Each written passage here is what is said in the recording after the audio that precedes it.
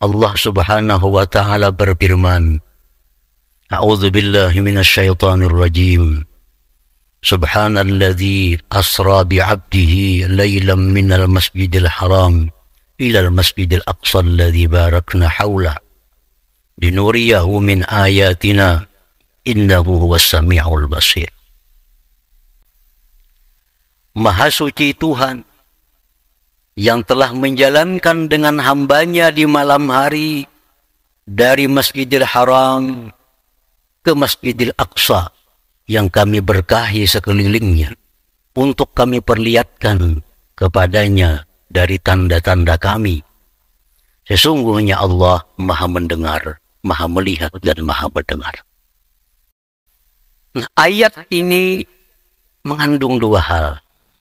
Pertama, ayat ini mengandung mukjizat Allah yang diberikan kepada junjungan kita Rasulullah Sallallahu Alaihi Wasallam, di mana dalam waktu yang sangat singkat beliau dijalankan dari Makkah Al-Mukarramah menuju Masjidil Aqsa dalam waktu hitungan menit.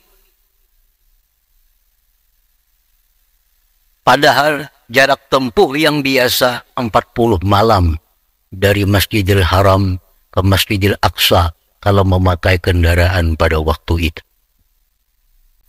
Nah, ini satu mukjizat, sesuatu yang di luar akal manusia, di luar ilmu manusia, di luar kemampuan manusia. Dari Mekah ke Palestina dalam waktu beberapa menit, bahkan ada yang mengatakan beberapa detik. Yang sampai sekarang teknologi secanggih apapun belum mampu untuk menyaingi kecepatan kendaraan yang bernama Burak itu. Ini satu mukjizat yang diharapkan dengan ini orang-orang yang selama ini kafir menjadi percaya kepada Allah.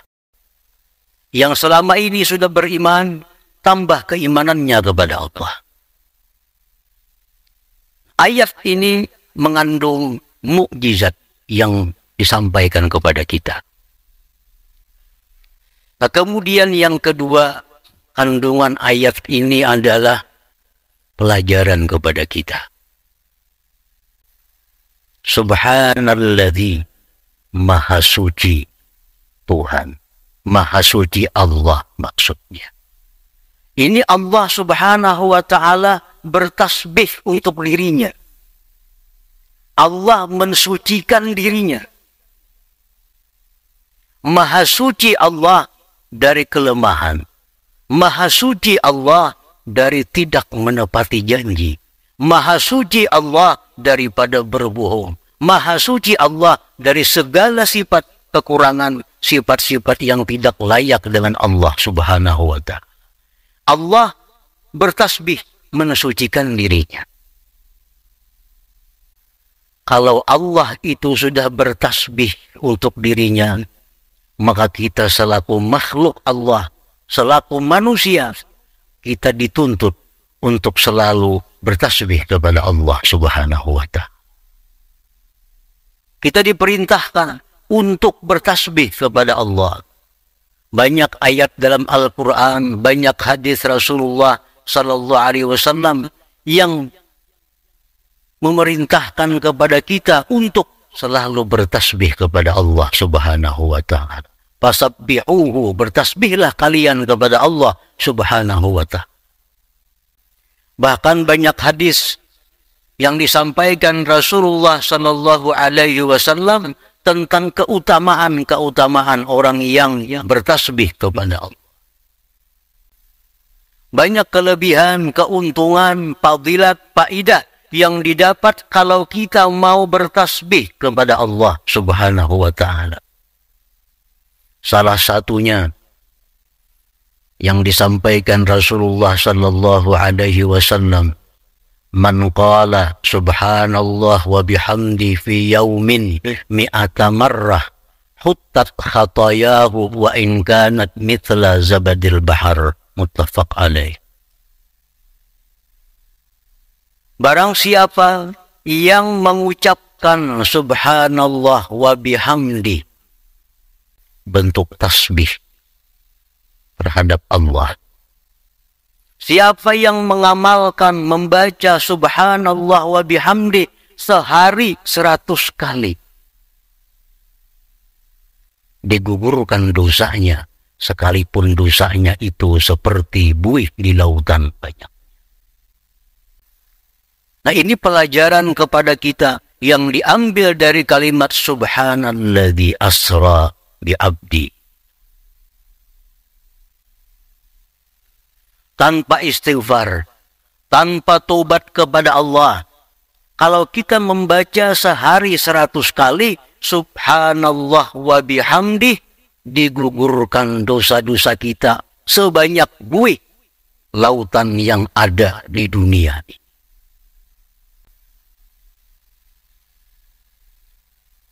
Hadirin dan hadirat yang dimuliakan Allah. Riwayat lain mengatakan, siapa yang membaca subhanallah wa bihamdih pagi 100, petang hari 100, diampuni dosanya sekalipun lebih banyak dari buih di lautan. Berarti ini 200 sehari. Pagi 100, malam 100. Itu diampuni dosa walaupun lebih banyak dosa kita daripada buih di lautan. Kalau kita baca 100 sehari, dosa kita diampuni Allah seumpama sebilangan buih yang ada di lautan. Nah, hadirin hadirat yang dimuliakan Allah. Inilah salah satu pelajaran yang bisa kita ambil dari ungkapan Allah subhanalladzi asra itu. Agar kita selalu mensucikan Allah, selalu bertasbih kepada Allah. Karena bukan hanya manusia, seluruh makhluk, pohon, binatang, batu, gunung, tanah, semuanya bertasbih kepada Allah. Tinggal manusia. Padahal binatang tidak diperintahkan Allah untuk bertasbih. Pohon tidak diperintah Allah untuk bertasbih. Batu tidak diperintah Allah bertasbih. Tetapi mereka selalu bertasbih kepada Allah subhanahu wa ta'ala. Nah, manusia kita yang diperintah Allah bertasbih, diperintah Allah mengucap subhanallah wa bihamdi. Nah, tergantung hidayah dan taufik yang diberikan Allah kepada kita. Apabila kita mendapat taufik, mendapat hidayah dari Allah, maka membaca subhanallah wa bihamdi 100 kali sehari, itu rasanya sesuatu yang sangat mudah, yang sangat inti. Tetapi kalau kita belum dapat hidayah, taufik dari Allah, membaca subhanallah wa bihamdi 100 kali sehari merupakan sesuatu yang sangat berat, yang tidak akan mungkin bisa dilaksanakan. Hadirin hadirat yang dimuliakan Allah. Rasulullah sallallahu alaihi wasallam bersabda di dalam hadis yang ditulis oleh Imam Bukhari radhiyallahu anhu, "Furija an saqfi baiti wa ana bi Makkah. Fanazala Jibril fafaraja sadri, thumma ghasalahu bima'i Zamzam, thumma ja'a bitashtin min zahab mumtali'in hikmatan wa imana fa afradahu fi sadri thumma atbaqaha," ila akhir hadis. Yang artinya dibuka atap rumahmu,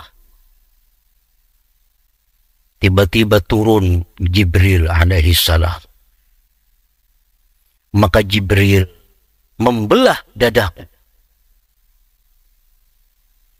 lalu mencuci hatiku dengan air Zam-Zam. Kemudian Jibril datang membawa bejana dari emas yang penuh dengan ilmu dan iman. Maka dia masukkan ke dalam hatiku, kemudian dadaku ditutup kembali. Hadirin hadirat yang dimuliakan Allah. Ini suatu mukjizat dan ta'lim pelajar. Mukjizat bahwa kejadian ini ma'ajaza anhul basar, yang mana manusia tidak akan mampu membelah dada seseorang tanpa luka, tanpa darah, tanpa sakit, tanpa bius. Ini mukjizat. Mukjizat. Dikeluarkan hati Rasulullah sallallahu alaihi wasallam. Dicuci dengan Zam-Zam agar dibersihkan dari segala kotoran-kotoran hati. Setelah bersih, dituangkan ilmu dan iman. Kemudian dimasukkan lagi, ditutup kembali. Ini sebenarnya sebagai pelajaran. Rasulullah itu tidak perlu demikian. Beliau nur min nur. Beliau dari cahaya. Tidak ada yang kotor dari diri beliau. Tetapi beliau ini qudwah linnas, ikutan manusia. Bagaimana manusia ingin menghadap Allah, Rasulullah uswah contohnya. Beliau hanya contoh. Ingin menghadap Allah, dibersihkan hatinya, dibersihkan dirinya, dihiasi dengan ilmu dan iman. Baru beliau terbang dengan burak menghadap dan diterima oleh Allah Subhanahu wa Ta'ala. Ini pelajaran kepada kita bahwa kalau kita ingin menghadap Allah, kita ingin beribadah kepada Allah, apa yang kita lakukan sebelumnya? Takhliyah, bersihkan diri dari segala dosa. Kemudian tahliyah, perhiasi diri dengan sifat-sifat yang mulia. Niscaya apa yang kita lakukan akan diterima di sisi Allah Subhanahu wa Ta'ala. Nah, hadirin hadirat yang dimuliakan. Ini Rasulullah sudah mencontohkan kepada kita. Sebelum beliau berangkat menuju Allah, dibersihkan, diperhiasi, diterbangkan, diterima dengan kemuliaan di sisi Allah. Kalau ingin ibadah kita, salat kita, zakat kita, puasa kita, tasbih, zikir kita, kalau ingin diterima Allah Subhanahu wa Ta'ala, sebelumnya kita mestinya bersihkan diri, perhiasi diri, beramallah kepada Allah. Allah pasti akan menerima dengan sebaik-baiknya amal yang kita persembahkan untuknya. Hadirin hadirat yang dimuliakan Allah. Imam Al-Ghazali radhiyallahu anhu menulis dalam Ihya Ulumiddin, dari apa mesti kita bersihkan diri kita? Dari apa kita bersihkan hati kita? Agar ibadah yang kita lakukan bisa sampai ke hadirat Allah Subhanahu wa Ta'ala. Yang pertama kata beliau, bersihkan hati daripada iradatil hayatid dunya. Bersihkan hati dari menghendaki kehidupan dunia. Bersihkan hati dari menghendaki harta benda dunia. Kalau kita beribadah kepada Allah, kita sembahyang. Dengan sembahyang ini kita berharap jadi orang kaya. Kita berzikir. Dengan berzikir kita berharap bahwa kita akan diberi kedudukan yang terhormat di dunia. Kita membaca surah Waqiah. Dengan surah Waqiah kita berharap dapat harta yang melimpah ruah. Baca surah Waqiah. Apa yang kita baca itu tidak akan bisa menembus sampai langit yang kedua. Di langit kedua itu ada malaikat yang berjaga, yang spesial tugasnya menghadang amal ibadah manusia yang tujuannya ingin mendapatkan sesuatu daripada dunia. Nah, hadirin hadirat yang dimuliakan, kita sembahyang. Dengan sembahyang, mudahan rezekiku murah. Dengan baca dalail, mudahan aku dapat rezeki yang banyak hari ini. Bacaan kita itu hanya sampai langit kedua. Ditolak oleh malaikat. Ini ditulis hadis oleh Imam Al-Ghazali dalam Ihya Ulumuddin. Setiap beribadah kita mesti karena Allah dan ingin balasannya di akhirat kelak. Itu yang dinamakan ikhlas bil amal wa ikhlas bi talabil ajar. Beramal karena Allah dan mengharapkan balasan di akhirat kelak. Itu baru ikhlas. Kalau kita beramal karena Allah, tapi harapan mendapatkan kekayaan dunia, sampai langit kedua, ditolak oleh malaikat. Tidak akan sampai ke hadirat Allah subhanahu wa ta'ala. Nah, hati kita bersihkan sebelum beramal dari menghendaki balasan di dalam dunia. Itu yang pertama.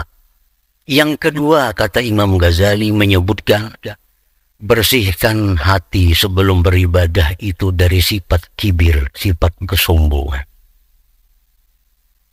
Selama ini kita merasa diri mulia, selama ini diri kita merasa bersih, selama ini kita merasa diri kita ini takwa kepada Allah, selama ini kita merasa punya sifat-sifat kebesaran. Lalu kita beribadah kepada Allah, lalu kita baca Quran. Bacaan Quran kita, ibadah kita hanya sampai di langit yang ketiga. Di langit yang ketiga ada malaikat penjaga amal yang ditugaskan khusus untuk menolak amal-amal manusia yang punya sifat sombong di dalam hati. Nah, hadirin hadirat yang dimuliakan, bersihkan pula hati dari sifat ujub. Ujub beribadah kepada Allah, bertakwa kepada Allah, tapi tidak merasa bahwa itu merupakan anugerah Allah. Baca Quran, dia merasa bahwa baca Quran itu merupakan kemampuan dirinya. Dia sembahyang, dia merasa itu kemampuan dirinya. Lupa bahwa itu anugerah Allah. Maka ibadah seperti ini hanya sampai di langit yang keempat, kemudian ditolak oleh malaikat. Langit keempat ada malaikat penjaga amal, khusus untuk menolak amal-amal orang yang ujub dengan hadirin hadirat yang dimuliakan Allah. Al-hasad, dengki. Diri kita dibersihkan dari dengki.